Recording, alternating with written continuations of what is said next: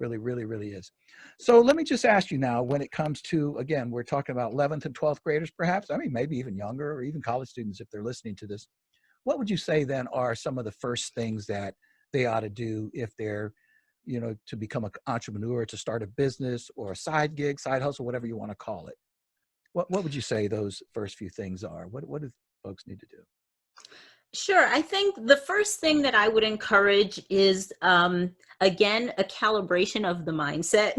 Hmm. So I think that a lot of times, especially if you have a business idea, it can be really common, and I've done this myself, to know exactly what you want to do or make and share with the world.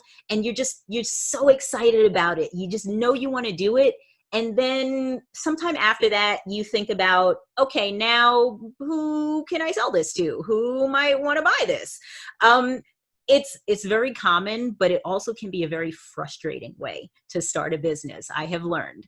And I would encourage you to first swap those two thoughts and Hmm. think first about who it is that you want to help and what problem you want to solve for them. Because like we already talked about, every successful business is founded on solving some painful problem for people. So if you can think about your clients or your prospective clients first, and after you kind of think about that, then think about, well, what do I have? What skills, what talents, what passions, what can I bring to the table to create a solution that this crowd is gonna love and that they're gonna trade money for? So I would definitely encourage you to kind of make sure you're prioritizing your customers first, and then the things that you're just dying to do and put out Wow. into the world right after that, right Wow. after that.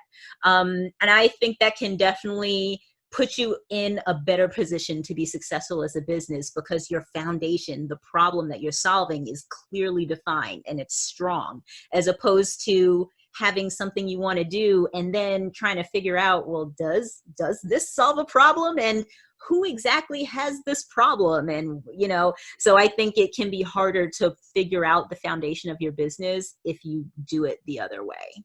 Does that make sense? Yes, it makes a lot of sense. And that's a fascinating way to look at it. I also want to just